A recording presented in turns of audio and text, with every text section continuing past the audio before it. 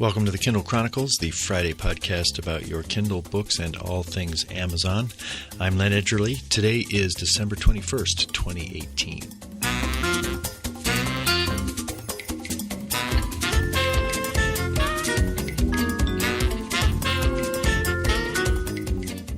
Season's greetings. Merry Christmas from Cambridge, Massachusetts, where today was the hottest first day of winter on record, a weird rainy day that saw our temperature here to soar up to 65 degrees. That's when I was out doing an errand late this afternoon in the dark. Our unseasonably hot temperature today would probably feel refreshing to this week's guest, Kovid Goyal, the creator of the ebook management app Calibre. He moved from California to Bombay or Mumbai, India, since he was last on the show 9 years ago. Temperature in Mumbai, I think, coming up today is going to be in the 80s. Kovid's Calibre application is used by about 3 million ebook readers, and you're going to hear him describe how he has improved it so much that it's now become a full-time job for him, not the temporary hobby that he envisioned when he first introduced it. I'll have something a little different for you at the end of the show, at the outro. I created a recording of a song, Ocean Park Blues, that I've been working on for the past year. It's based on ruminations about the place that my family has spent time for several generations each summer. Those of you that follow the show know that each summer a lot of the podcast emanates from Ocean Park, Maine. So I booked a couple of hours in a studio and I recorded the song. I'm really happy with how it turned out, and I'm going to play it for you in its entirety at the end of the show. I'll also have a link to it in the show notes that you'll be able to download it for free from my Amazon Drive. And if you're one of the people who gets the free email newsletter updates, there'll be a link in that so that you'll be able to check it out, download it, listen to it wherever you like. I'll have a link to a couple of news stories. One is a piece that Bradley Metrock wrote at his blog, and it's about Barnes & Noble, and the headline's kind of cheeky. It says, Barnes & Noble, how can we miss you if you won't go away? He's considering the state of Barnes & Noble, what might happen if somebody else purchases it, and at this point, it's kind of a sad story. There's times when I thought Barnes & Noble was, I didn't really have much empathy for them given how Len Ruggio treated Jeff Bezos back when Bezos was offering a chance to partner with Amazon, and he got dismissed fairly rudely, I thought. Well, that's a long time ago, and now this is, I don't like seeing bookstores close, so if that's what's ahead for Barnes & Noble, that's kind of rough. The other piece, Jim Jones sent me, this is a link to a podcast, Jefferson Graham, and I think the podcast name is Talking Tech, and he's talking about why Amazon might buy Target. It's the first I'd heard of that as a possibility, and this fellow is making the case that given what Amazon is doing with stores and Whole Foods, that this might be something that would be in the horizon in the next few years. So interesting idea that you'll be able to listen to it in that link that I'll have. The other thing I'll mention, I'll put it in the news category. I have signed up to get alerts when the Amazon treasure truck is in the neighborhood, and it doesn't come in a very convenient place for me here in Cambridge. In Denver, sometimes it shows up right near where we live. But they had one today, and it was for a Rocketbook. Well, I used to love the Rocketbook. That was the first e-reader that I had way before the Kindle. This Rocketbook is a spiral notebook, and you write on it in a special kind of a pen, and then you can scan it with your phone, and it kicks it up to Evernote and Google Drive, all these places. So it's a clever hybrid of writing on a kind of paper. I don't really like the feel of the paper, and I've ordered a bigger pen than the one that came with it. But anyway, they were putting this on offer from the treasure truck for $20.98. That's 30% off the regular price. And it just tickled me. Today was a crazy day. I spent time out with my folks and doing things, and I was running late with the show. It's coming up at 11:15. But I spent an hour driving from Cambridge to Brighton to pick up this item that I had ordered on the treasure truck. And the point that I think I experienced that I'll try to share with you is Amazon's innovation in retail. That here you've got these stores, you've got these 5-star stores, you've got bookstores, and James McQuivey has made the point that they're just trying so many different things. Well, somebody somewhere came up with this idea. I know. Let's get these really cool looking trucks and let's put them around different parts of the country, and we'll get people to sign up so that each the truck will have a special deal of one product, and we'll get people to buy it and then drive to the truck to pick it up. And you can imagine people say, yeah, well, that's ridiculous, but let's try it. Well, it is so much fun. When I see these text messages, I always look at them and I'm thinking, oh boy, look at those steaks. I could drive 20 minutes from here and get some steaks for my son-in-law who loves to grill. And I'm just always tempted because this one item that they've highlighted at always a fantastic price, they make it look fun, and it's like a treasure hunt. Well, today they got me because this notebook where you can write notes and then you can erase from the pages and it goes up to Evernote and all this, and it was $20. I had to have it. So it was pouring rain. I got in the Tesla here, and I got lost in Brighton. I finally got to the Whole Foods in Brighton. I went up. They scanned the QR code on my phone and hand me a little bag. And I said, I'm here to collect my treasure. And they said, well, here it is, and here's another treasure. And they gave me a little candy cane with it. And I went into Whole Foods and bought some eggnog and tried to find some coffee for Darlene. And I came back, and this thing is pretty cool. I've got it paired with my phone, and I've got some notes. I'm looking at it here that I printed out on it. But my goodness, there's an innovation that I think has got some stickiness to it, at least in the experience of this retail customer. I've got a couple of tech tips that I want to pass along to you. First is I tried to take advantage of this new capability of the Echo speakers, which is that they can play Apple Music now. And I have a subscription to Apple Music. I got it when I bought the HomePod because I wanted to try the whole Apple system. I like the HomePod a lot, and Apple Music is millions of songs, as is Prime Music.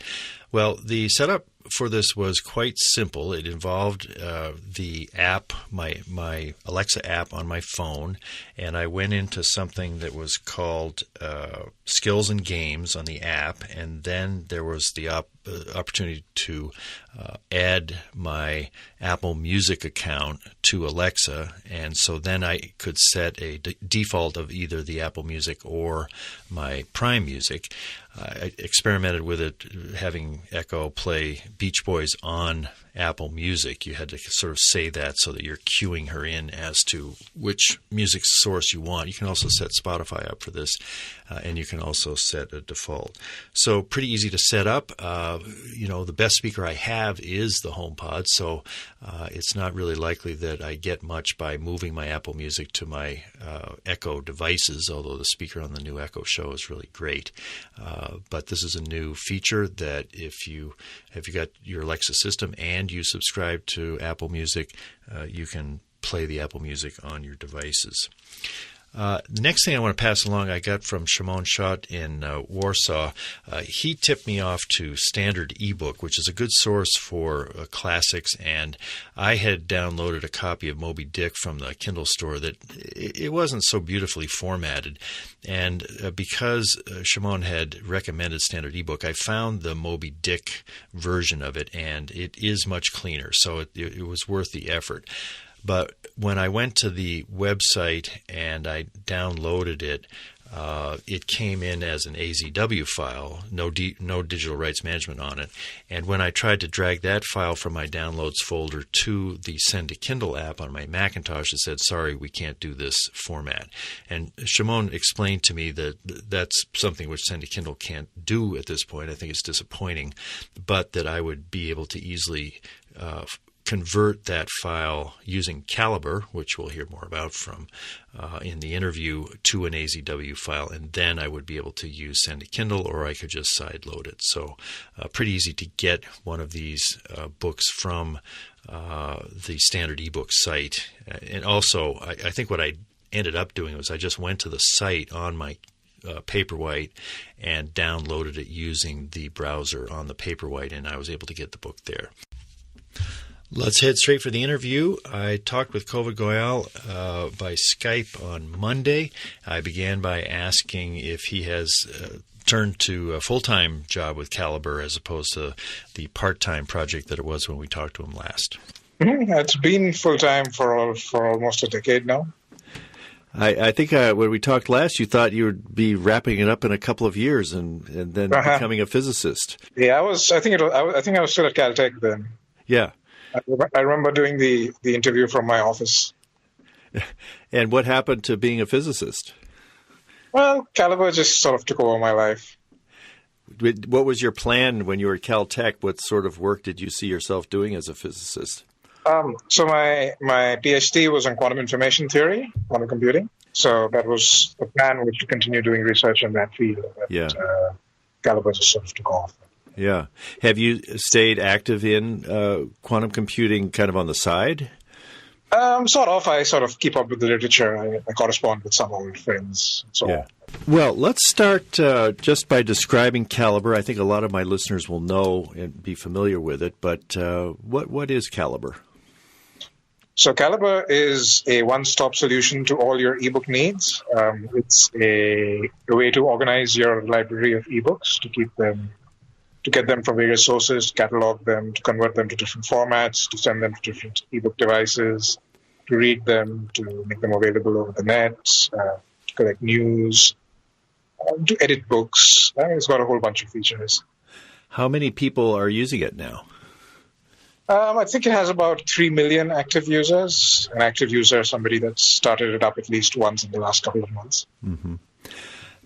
You have improved it. We're now at version 3.35 on my Mac. What have been the biggest improvements since version 1? Well, let's see. Version 1 was 5 years ago, I think. About 100 releases since then. So I won't list all the new features, but I'll just talk about two major ones. So version 2, which came out with something called the Calibre ebook editor. This is something that you can use to edit books. So you can open up books in the two most common ebook formats, EPUB and AZW3, which is the Kindle format. And you can edit them. You can change the text, change the formatting, add pictures, edit the text, whatever. So this is commonly used to touch up books by authors and publishers as a sort of final step in preparing books. In fact, my wife, who writes books, uses it herself to publish her books. So that was in Calibre 2, and in Calibre 3, which is relatively more recent, the major feature was the content server. So the content server was released as part of Calibre 3.0. It is a way to share your Calibre collection over the net, to access it over the internet using a phone or a tablet or any internet-connected device. You can read books directly in a browser without needing any other software on your phone or your tablet. You can share your Calibre library with your friends using a username and password. You can convert books. You can edit them in the data. You can do all the major functions of Calibre itself just using a browser from any internet-connected device.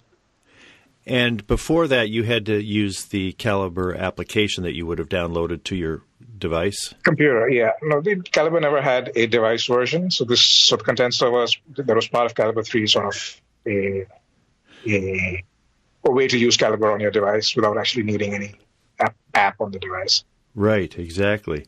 Well, let me go back to that ebook editor that you did in version 2. I helped my sister put a book up at Kindle Direct Publishing, and we were using a woman who was formatting it for us.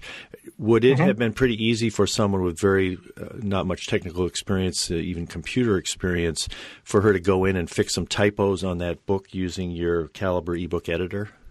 Yeah, absolutely. Like I said before, my wife, she's not really a tech person. She is also a physicist. So, yeah, she's familiar with computers, obviously, but, is not really interested. But she uses the editor in Calibre to publish children's books, which she writes. So it's easy to pick up, especially if you are using it as a tool to do the final touch-ups or correct some typos or that kind of thing. It's really easy to use. And you would open, I think we got an AZW file, where I forget what the file was, but whatever the file was that we submitted to KDP, we would be able to open that in the ebook editor, revise it, and then just have a new file to upload to KDP? Yes. That's cool. And the sharing over the net, is there? Would you be able to store your ebook library that you're managing through Calibre in Dropbox or in the Amazon cloud because you've gone to that condensed server? No. So the condensed server requires a running computer. It's you can rent a computer on the net. It's called a VPS. And run the server on that, or you can use your own desktop at home. It's it runs on either a desktop or standalone on the server on the net. But it doesn't work through the common file sharing systems like Dropbox. I see. If I have got my ebook library on my computer, that would be like any other file that if I wanted to store a copy of it in the Amazon cloud, I would just move it the way I move any other file, or would that? Yeah, you could. You could just use this. You can just copy the library folder itself to your cloud. All the files will be there. They're just simple files on the file system as a backup. As a backup or as a way to access it. If on the move or whatever. Right.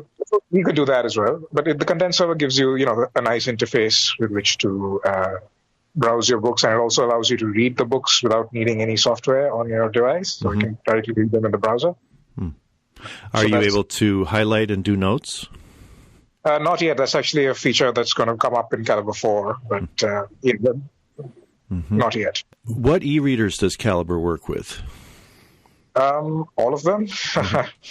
Basically, all of them. And the major ones at this point, I assume the Kindle, is that the most used device? And then what are the others in order of how frequently they get used to manage Calibre, to read Calibre libraries? Well, there's the Kindles, obviously. There's the Kobo readers. There's various smaller ones like the Tolinos and the InkPad and various. And then, of course, there is a whole bunch of phones and tablets. A lot of people just use phones and tablets these days to read with, and Calibre can connect to them as well, either directly to the content server I mentioned earlier or via a USB cable. Does the Nook show up much anymore? No, it's kind of more or less gone now. There are still a few Calibre users that use the Nook, but it's dying. Yeah. Now, if someone just buys books from the Kindle store, and I'm pretty much that way, although I do venture out to Gutenberg and different sources, there is a way to manage ebooks in the Kindle ecosphere. You can, especially when it comes to annotations, your notes, your highlights are visible. What things can I do using a Calibre library that I can't do if I'm just managing with the tools that Amazon gives me for my Kindle books? So the first and most important thing that is different between a Calibre library and your Kindle collection is that you actually own the books in your Calibre library, whereas you're just renting them from Amazon for your Kindle collection. So Kindle books are typically, not always, but typically DRM'd. And if Amazon were ever to go out of business or decide to get out of the book business, you'd lose access to your books. And it's not just a theoretical concern. It's happened with several ebook retailers over the years. I think the most prominent example was Microsoft. It used to have its own ebook format called the Lit format, and it sold a lot of books in that format long ago. And it went out of business. Then it shut down that division of its, and people lost access to their books. So that's the first most important sort of philosophical difference. That's not a practical difference at this point, but it might become a practical difference in the future. This, as part of this, what else you can do with your books that you can't do in the Amazon ecosystem is you can edit them, you can change them, you can convert them to different formats, you can read them using your favorite reader of choice, not just the apps that Amazon blesses. You can change their formatting, you can convert them to different formats, you can split them up, you can combine them, you can remove the pictures, you can change them to black and white, do whatever it is that you like to do to your books. It's part of what I call owning the book as opposed to just renting it. Well, now the big issue there is the digital rights management, and I think it's right that you aren't in a situation where you're saying Calibre will help someone to break the DRM on a book so that they actually can do all of these things with it. But what do you tell people about their options on DRM if they buy a Kindle book and it's got DRM? What do you say about if they want to get rid of it? Right. The first most important thing I tell people is to prefer DRM-free authors and publishers. There are quite a few of them. For instance, there's a site that's part of Melville that's run by my wife called drm3.calibre-ebook.com. That has a whole bunch of books that are DRM-free. So the first thing is to always look for DRM, prefer DRM-free things if at all possible. Now, if obviously a lot of books are sold with DRM, we'll end up with DRM to books eventually. So Calibre itself does not remove DRM, but there are third-party plugins for Calibre that you can install in Calibre, and then just simply adding the book to Calibre will remove the DRM from it. And those are people could just Google. Just look for third-party. What would you Google to find that? Something like DRM removal plugins for Calibre would do the trick, I guess. Yeah, there were some. I think Tor Publishing. There have been a number of publishers that have experimented without DRM. What's your sense of where DRM is now versus where it was 5 or 10 years ago in terms of how many books are protected by it? Well, I'd say that the vast majority of books are still DRM'd, but there are more.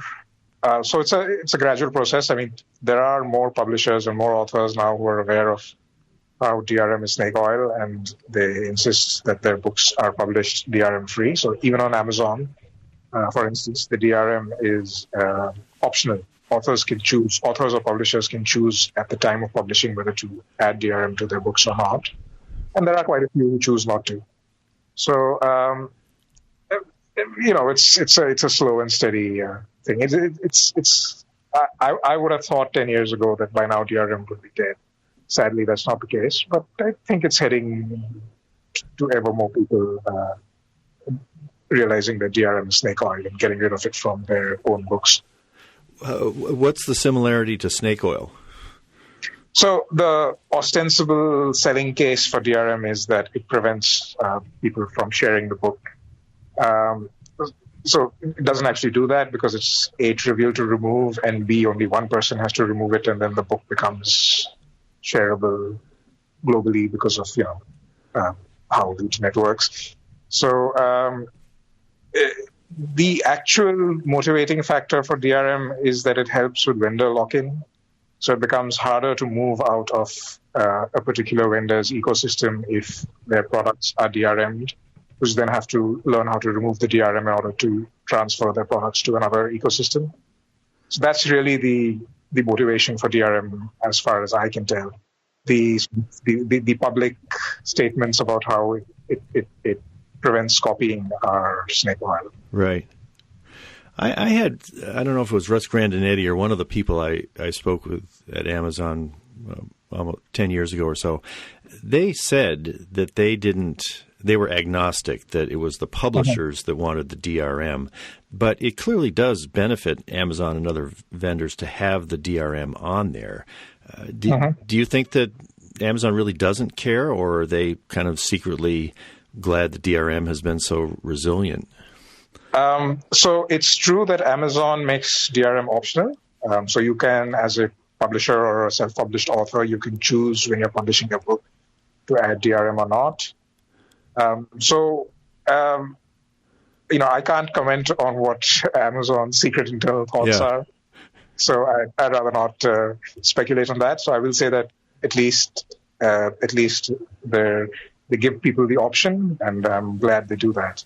Yeah, and they make it pretty easy. When I was helping my sister, it was very clear. It was a simple radio button. Do you want digital rights management or not? And we chose not. So Good for you. Yeah, I mean, well, and I talked to enough people. My sister, and someone who didn't have the experience, I said, look, the biggest danger for your book is obscurity, not that somebody's going to steal it. So I recommend, and now her book is available without DRM.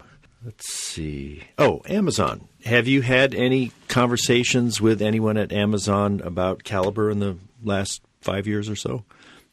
No, I don't think so. I think about 8-9 years ago, there was a brief technical exchange about some aspect of how Calibre creates Moby files. So I had to reverse engineer the Amazon ebook format. It's a proprietary format.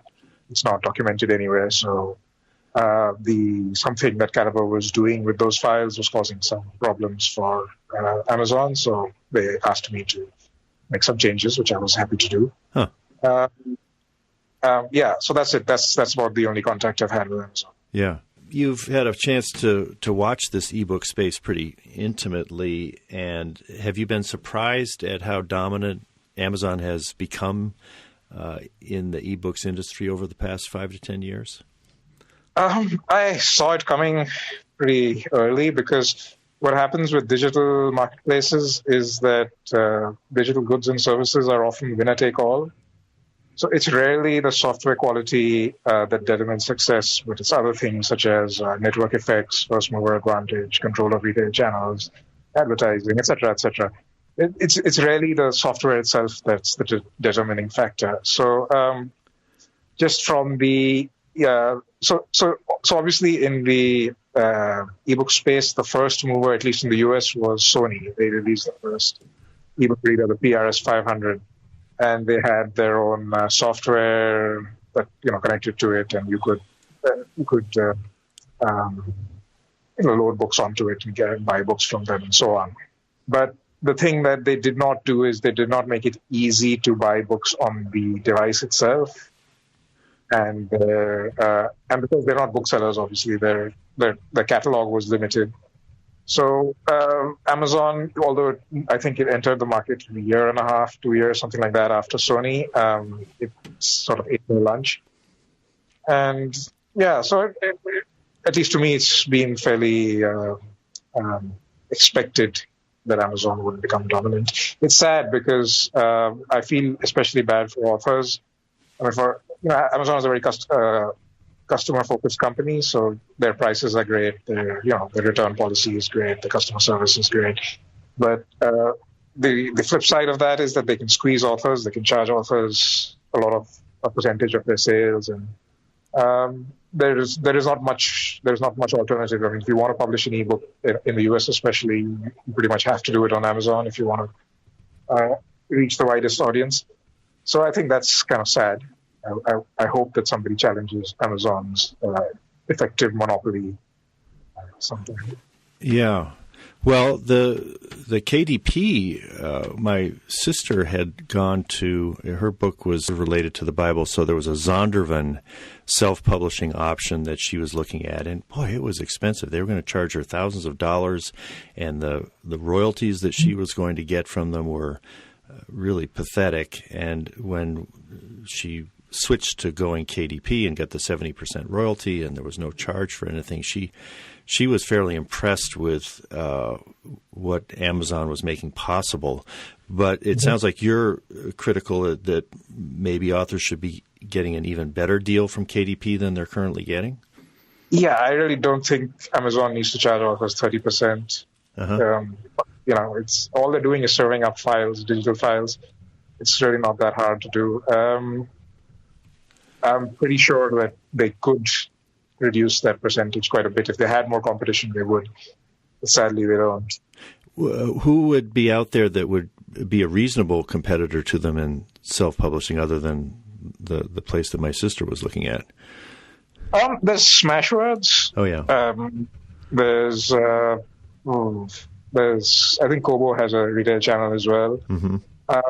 I'm not the best person to ask about this. I tend to focus more on the end user, not the author side of the equation. Right. But yeah, there are alternatives to them. They're just not as popular. Yeah. I mean, Apple iBooks is there as well, though I think that their terms are very similar to Amazon's.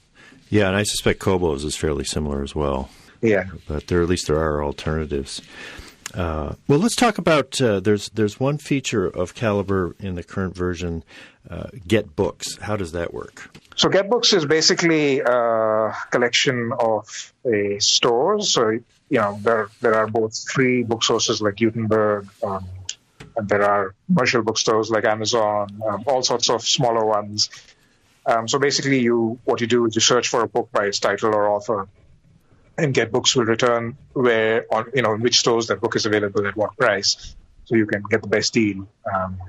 And would you be able to see books that have DRM and books that don't? Yes. There's in fact an icon next to the book when you do a search. There'll be a little lock icon. Mm-hmm. So some stores make it easy to determine which books have DRM and some don't. So for those stores that do make it easy, the Get Books will tell you if the book has DRM or not. Yeah. So you can click on it and buy it or download it directly for the free stores. It's just a convenient way to price compare, basically, for books. I remember that when the Sony Reader, as you say, it was the first, and then came the Kindle. And the big breakthrough in my use of it was that I didn't have to use a cable. I didn't have to connect my computer to the Sony Reader to transfer the books. They just came via the 3G. When I was last night reminding myself using Calibre, I plugged my computer into my Kindle Paperwhite, and I was able to make the transfers very easily over the cable. But do you ever is there ever a scenario where I would be able to transfer my books from my Calibre library by Bluetooth, and I wouldn't need a cable to connect my computer with the Paperwhite, which now has Bluetooth capability, I think? So the Paperwhite has full Wi-Fi capability. It even has a browser. Yeah. So you can actually use the content server that I was talking about earlier.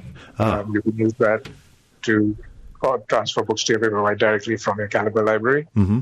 You just need to browse to the IP address of the computer running the server, and your entire collection is available. Oh, I see. And then you would be able to download it so it would reside on the device after you did it? Uh-huh.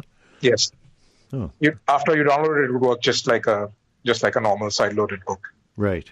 And when you do that, it doesn't end up in the Amazon archive. It's just on your device. Yeah. Okay. And how about news fetching? Let's talk about that. What does that offer? So news fetching is basically user-contributed. We call them recipes. So there are little mini programs that Calibre runs that go out on the net and download publicly available articles from various publications. Sometimes they're paywalled articles, in which case you have to subscribe to that newspaper site and provide your username and password. So it has literally thousands of news sources. So you can just click on it, click the Fetch News button in Calibre and select a news source. For example, New York Times, the Wall Street Journal, The Economist, so on. There are literally thousands. And you get a download of that day's news or that week's news in the case of weekly periodicals or month's news or whatever it is in an ebook form that you can easily transfer onto your ebook reader of choice and read it conveniently. It's basically a convenient way to browse the websites of news organizations without needing the internet or from a limited device like a Kindle, which doesn't have a very good browser to start with. Yeah, so if you like to read, like I like to read my news publications cover to cover, so I just download them as a book and I just sit and read them when I'm commuting or when I have some free time. I didn't see the New York Times listed when I went to the English selections. That is available? Yeah, the New York Times is available, The Atlantic, The Economist. Pretty much all the big ones are available. So if I click on The Economist and I downloaded the most recent issue of The Economist last night, is that a limited version of the content compared to if I bought the magazine in print? So The Economist has a print edition page on their website in which they list all the articles that are in the current, they link to all the articles that are in the current print edition. The Economist recipe basically just goes and follows those links and downloads the articles. So I don't know whether it's more or less than the print edition. It depends on whether they publish everything or they don't. Yeah. The The recipe basically just accesses the publicly available web pages of the publication. I see. So if you went to the work of finding a publication on the web, you could read it that way, but these recipes provide the added convenience of getting it onto your device. Yeah, you could basically just open the print edition page in your browser and click the articles one by one and read them. But rather than doing that, you can use the recipe. It gives it to you in sort of a more convenient and portable form. Now, if I have a recipe, do I have to click on it each time to get that day's information, or will it sort of feed it to me like a subscription? So you can set it up to download automatically once a day, once a week, once a month. I see. Customizable. So, like, for example, for the Economist, you'd set it up to download probably Friday mornings. I think it's on Thursday or something like that. Or for the New York Times, you set it up to download at 9 a.m. in the morning, whatever. Right. And, it would just, as long as you have Calibre running at that time, it'll just download it for you. And as soon as you plug in your book reader, it'll transfer it automatically to the reader. So basically what I used to do when I was working away from home, I used to plug in my reader in the morning. It would download everything onto it, and then I just take it with me, on the commute. Yeah. That's pretty handy. Well, and you've got, I think there are about 400 in English, but you've got them in all different languages. So these recipes are contributed by Calibre users for the most part. People from all over the world, they write the recipes. Writing a recipe is fairly simple. I mean, if you have a little bit of programming knowledge, you can do it. Yeah. It's a few hundred lines of code, basically. They contribute these recipes so that other Calibre users can use them. And it's been going on now for a decade almost. Yeah. So it's a pretty widely used feature of Calibre. Exactly. Your Calibre work now is full time. Can you say how large your income is, or what kind of revenue are you getting from the project that enables you to devote full time to it? And there's no charge for using Calibre, so is it all coming from donations? So I'm not comfortable saying how much I make, but I will say that I have made enough to live reasonably comfortably. I live in India where it helps because a dollar is like 70 rupees.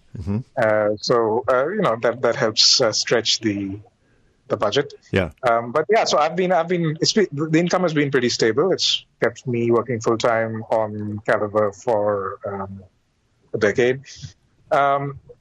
And the primary sources of income are donations. You can donate to Calibre by clicking the beating heart, which is in the main Calibre program. When you first open it up, there's a little beeping heart in the toolbar on top. You can click that to donate.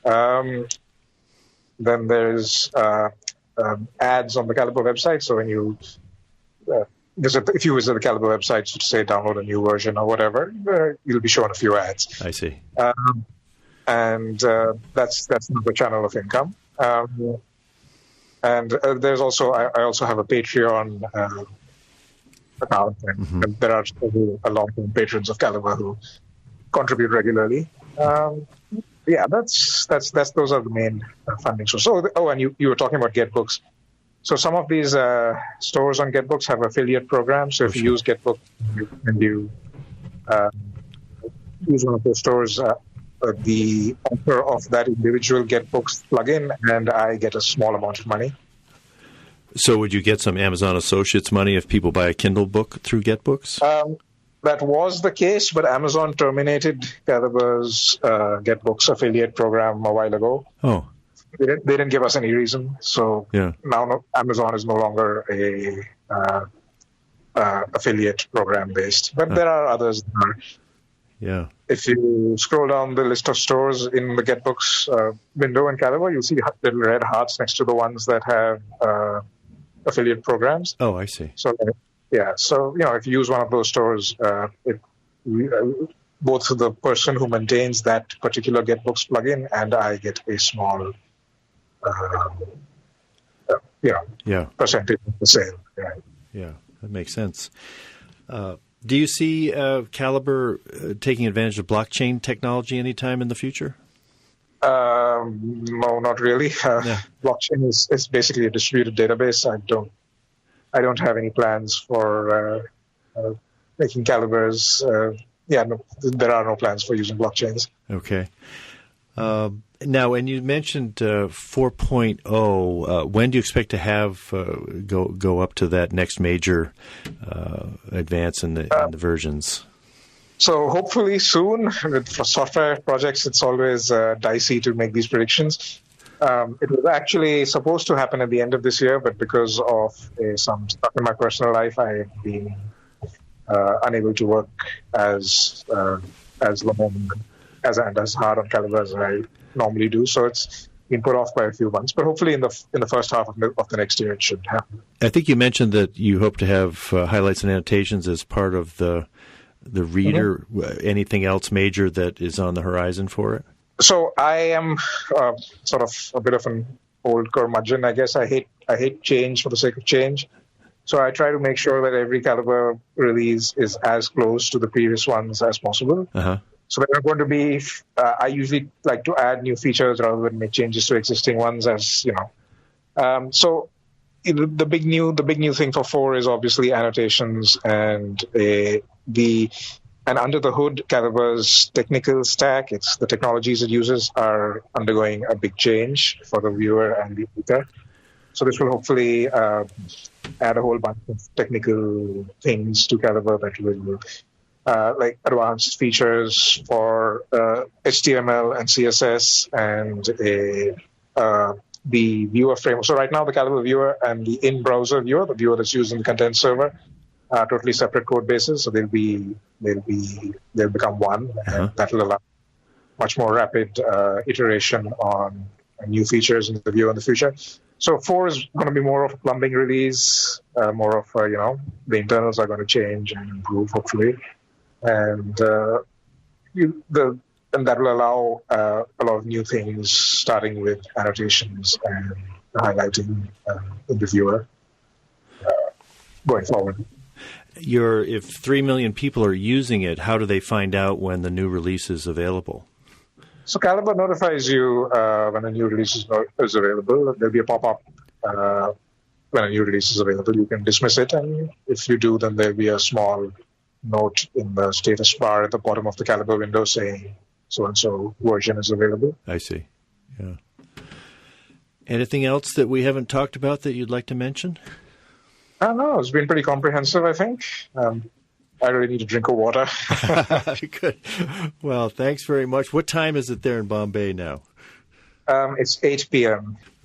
That's good. Well, if we talk in the morning in Cambridge, we can talk in the evening in Bombay. It's a great world. Right. Yeah, no, it's. I think it's 10 hours or something like that. Yeah. I think 10 hours on the East Coast and 12 hours on the West Coast. Right. I used to live on the West Coast, so it was 12 and a half hours. Good. Well, great talking to you. I have been speaking with Kovid Goyal, creator and principal developer of Calibre, a comprehensive suite of utilities for managing, converting, and viewing ebooks and news in digital formats. Thanks very much, Kovid. Thanks, Glenn. Thanks for having me. Next week's guest will be Chris Walton. He's a frequent contributor to Forbes. He's really smart writing about retail, has had some provocative and intriguing coverage of Amazon lately, so I'm looking forward to speaking to him for next week's show. Now, here we have a song, and this is the song that I recorded this week.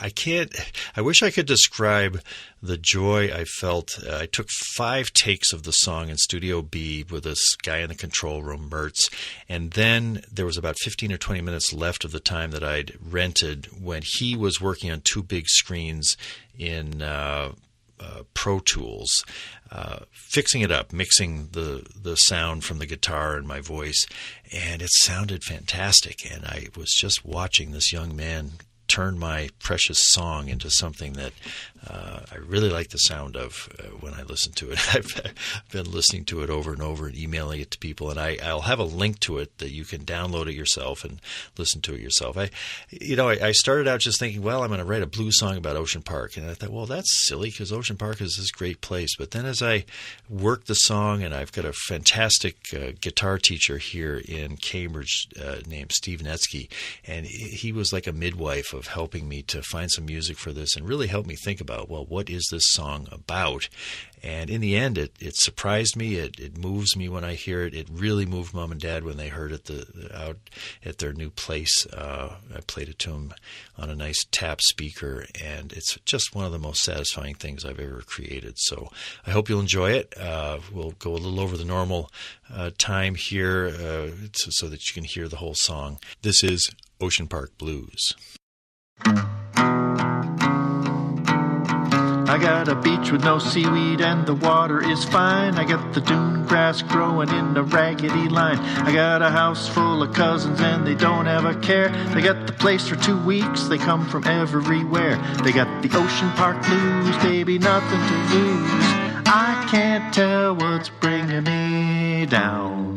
My cousins always bring guitars and mandolin. They play out on the porch and they let me sit in. Ooh, we sound like family and it just feels right to keep those neighbors up most of the night. We got the Ocean Park Blues, baby, nothing to lose. I can't tell what's bringing me down. I recall a birthday here, I might have been 4. I got a red trike that day, didn't need anything more. I climbed up on it, set my shades just right. I could have been Elvis riding into the night. I had the Ocean Park Blues, baby, nothing to lose. I can't tell what's bringing me down. My dad was running on this beach when he was a boy. His memories of sand and boats bring fresh waves of joy. Now he rolls a walker on the boardwalk to where we sit on a bench and breathe that sweet salty air. We've got the Ocean Park Blues, baby, nothing to lose. I can't tell what's bringing me down.